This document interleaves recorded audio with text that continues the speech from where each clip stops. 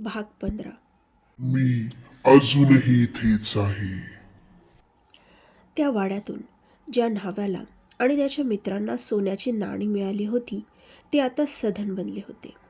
त्या गावात त्यांनी त्यांचं मोठं घर बांधलं होतं. पण न्हावीने त्या दोघांना त्या वाड्याचा इतिहास सांगितला होता, म्हणून ते दोघेही परत त्या वाड्याकडे फिरकले नाहीत. हितेशने तो वाडा सरकारी खात्यात जमा केला. आता तो वाडा सरकारच्या देखरेखीखाली ठेवण्यात आल्यामुळे एक माणूस खास नेमण्यात आला. तो माणूस वाड्याच्या डागडुगीचं काम करू लागला. त्यामुळे वाडा स्वच्छ राहू लागला आणि सोबतच वाड्याला कलर वगैरे देऊन त्याला नवीन रूप देण्यात आलं. त्या वाड्याचा कायापालट झाला, पण तरीही त्या वाड्याकडे लोक जायचं टाळू लागले. दिवसामागून दिवस जात होते. सरकारी खात्यात असल्यामुळे सकाळी त्या वाड्यात थोडीफार रहदारी असायची, पण जशी रात्र व्हायची त्यावेळी तो वाडा एकदम बकास आणि खूपच भयानक वाटायचा. रात्री त्या वाड्याचं रूपच बदलून जायचं. अजूनही चुकून माकून रात्रीच्या वेळी त्या वाड्यासमोरून जाणाऱ्याला विचित्र आवाज यायचे. तो वाडा त्याच्याकडे आकर्षित करायचा, पण वाडा मागच्या आणि पुढच्या बाजूने बंद असल्याने आवाज ऐकणाऱ्याला वाटायचं की कदाचित त्याला काहीतरी भास झाला असेल. असो, तर एक व्यक्ती जो सरकारी खात्यात कारकून पदावर काम करत होता. त्याचं स्वतःचं असं घर नव्हतं. त्याचं नुकतंच लग्न झालं होतं. त्याच्या कुटुंबात त्याच्या बायकोशिवाय त्याचे आईबाबा आणि त्याचा लहान भाऊ होता.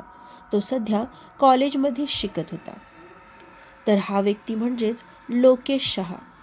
त्याची बायको नेहा शहा, त्याचे बाबा जिग्नेश शहा, आई कोकिलाबेन आणि लहान भाऊ प्रितेश शहा. लोकेश नवीन घराच्या शोधात होता. त्याच्यावर संपूर्ण घराचा भार होता, कारण कमावणारा तो एकटाच होता. खर्च भरपूर व्हायचा.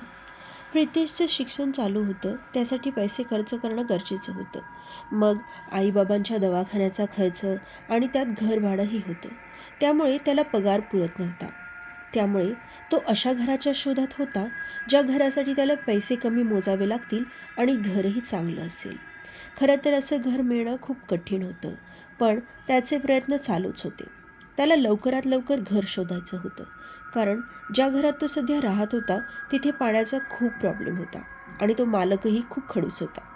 कधीकधी एखाद्या महिन्यात खर्च जास्त झाला आणि त्यामुळे जर भाडं द्यायला उशीर झाला तर तो मालक खूप बोलायचा आणि मुदत द्यायचा की एवढ्या दिवसात भाडं जमा झालं पाहिजे.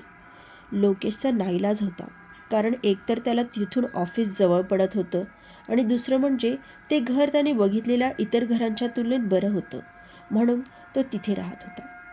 लग्नाच्या आधी त्यानं कसंबसं मॅनेज केलं, पण आता त्याला हे सगळं अवघड जात होतं.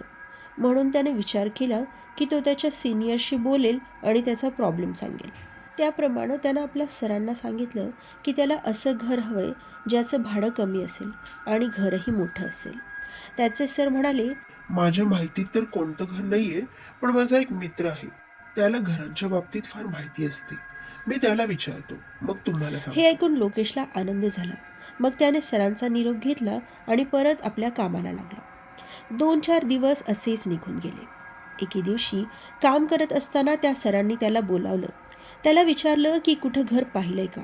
त्यानं नकारार्थी मान हलवली. मग ते सर त्याला सांगू लागले, आपल्या खात्यात एक वाडा जमा झालेला आहे. तो वाडा बराच मोठा आहे. त्या वाड्याला 2 मजले आहेत, पण तू फक्त खालच्या मजल्यावर राहू शकतोस, कारण एकतर तू सरकारी कर्मचारी आहेस आणि तुला सध्या गरजही आहे.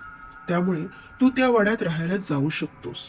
पण तो वाडा आपल्या शेजारच्या गावात आहे. पण त्या वाड्याचं भाडं तुझ्या पगारातून कट होईल. फक्त खालचा मजला घेतल्यावर तुला भाडंही कमी पडेल. ते गाव खूप सुंदर आहे. पाण्याची अजिबात कमतरता भासत नाही. तसंच आता तर दवाखानाही मोठा आहे तिथे. फक्त एवढंच आहे की तुम्हाला अपडाऊन करावं लागेल. त्यांचं बोलणं ऐकून लोकेश विचारात पडला. इथून दुसऱ्या गावी जायचं म्हणजे थोडं अवघडच होतं, कारण एकतर त्याला आणि त्याच्या कुटुंबाला त्या गावची सवय, मग नवीन जागा, नवीन वातावरण, ह्यात आपला निभाव लागेल की नाही ह्याचा तो विचार करू लागला.